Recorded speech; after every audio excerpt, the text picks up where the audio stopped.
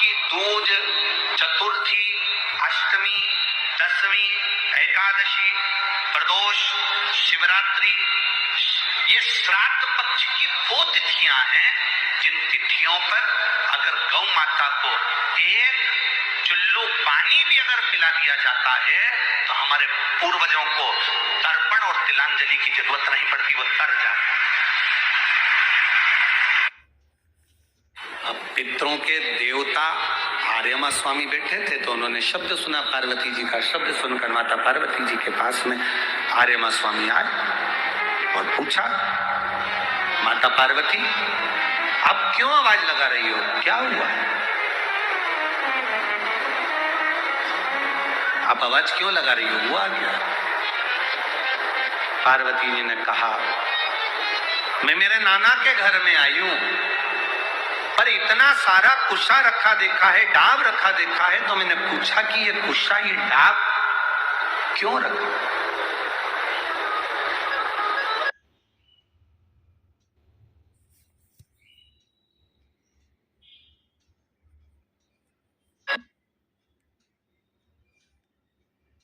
देखो, सनातन हिंदू धर्म में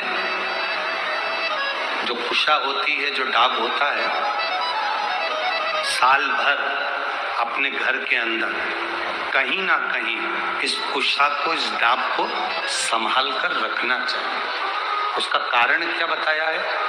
तो यहाँ पार्वती जी से स्वयं आर्यमा स्वामी कहते हैं, सुनो पार्वती माता,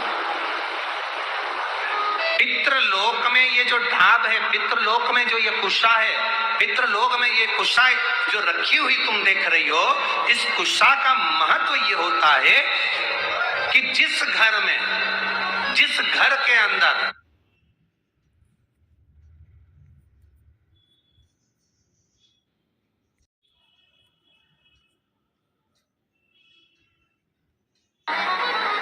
कुशा रखी होती है, उस घर पर पितरों की कृपा दृष्टि सदा बनी होती है।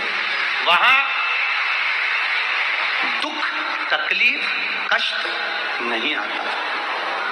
पर कुशा रखने का स्थान, 3 जगह कुशा रखने का स्थान दिया। कितनी जगह दिया है? जम के बोलिए। 3 जगह पर कुशा रखने का स्थान दिया है। आप अपने ध्यान में रखिएगा। देव पितर जो शिव महापुराण की कथा चल रही है, इससे आपको सीखना है और जनमानस तक आपको ये चीजें रखना है, जिससे हमारा सनातन धर्म में ये बात मालूम पड़े कि कुशा का महत्व क्या है, कुशा कहाँ रखी जाती है और कुशा के जल से तर्पण क्यों दिया जाता है। ये बहुत समझने वाली बात है। 3 जगह पर कुशा का महत्व बताया गया कि कुशा को 3 जगह पर रखा जाए। पहला, अपने घर के दरवाजे में जहां से अपन प्रवेश करते हैं, उस प्रवेश के द्वार के प्रवेश द्वार से कुछ दूरी पर कोई फोटो लगा हो, कोई चित्रपट लगा हो, कोई जगह हो ऐसी जहां तुम कुशा को अंदर प्रवेश करते समय कुछ दूरी पर उस कुशा को आप राइट भाग की ओर रख दो। घर में प्रवेश करते हैं, उस द्वार से कुछ दूरी पर डाब, कुशा रख सकते। तो की कथा कर रही है, डाब को, कुशा को 3 जगह पर, पहला द्वार से अंदर प्रवेश करते समय सीधे हाथ पर कहीं पर भी रख सकते। दूसरा, पूजन का जो स्थान, पूजन की जो जगह हो, वहां अगर कुशा नहीं रख सको तो कुशा का आसन जरूर। अगर कुशा नहीं रख सकते तो कुशा का आसन जरूर।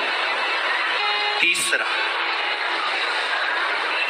रसोई घर के अंदर जहां पर परिंदा हो, मटका हो, हंडा हो, उसके आसपास में कहीं थोड़ी भी जगह हो, एक छोटी सी भी कुशा अगर अपन ने रख रखी है तो घर में कभी भी बड़ी बीमारी प्रवेश नहीं कर सकती। एक कुशा भी अगर हमने रखी है, एक डाब भी हमने रखी है,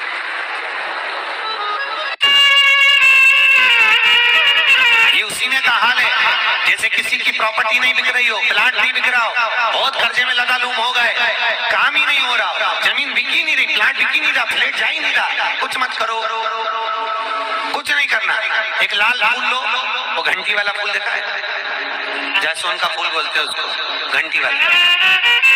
उस फूल की पत्तियां सब निकाल दो, केवल अंदर की डंडी लो।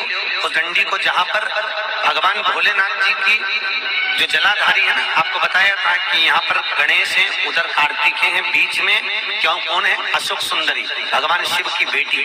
उस अशोक सुंदरी वाली जगह पर उस घंटी वाले फूल की डंडी को रख दो, केवल कामना कर कर कि ये प्लाट बेचना है और कितने भाई कितने का और किसके नाम है, बस कामना करके रख दो।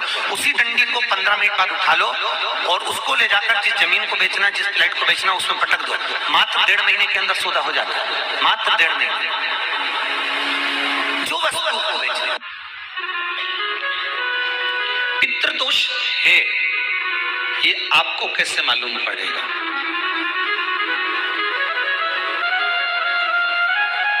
पितृ भूखे हैं, इसका तो वर्णन हमने पहले कर दिया कि रात्रि को जब आप सोने के बाद में 1-1.5 घंटे बाद अगर आपकी नींद खुल जाए, 1 घंटा 1.5 घंटा आप सोइए, उसके बाद जो नींद खुली तो 1-1.5 घंटे तक अगर आपको नींद नहीं आ रही है, रात्रि को सोने के बाद में 1 घंटे बाद जब उठे तो आपको प्यास लग गई,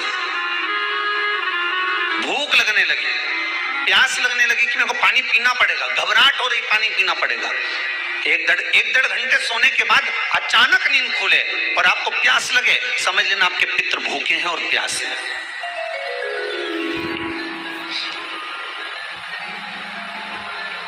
वो भूखे और प्यास है, उनको जल की जरूरत है।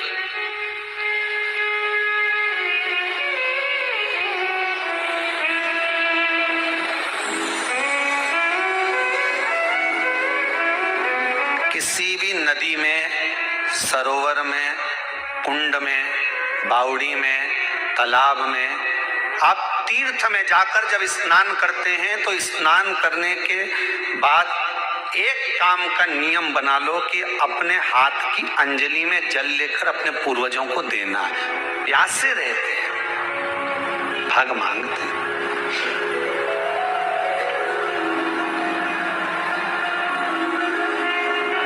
भाग प्राप्त करना।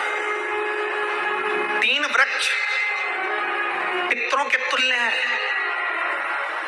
नैमिषारण्य। अगर आपको जानकारी अच्छी लगी हो तो चैनल को सब्सक्राइब करना ना भूलें।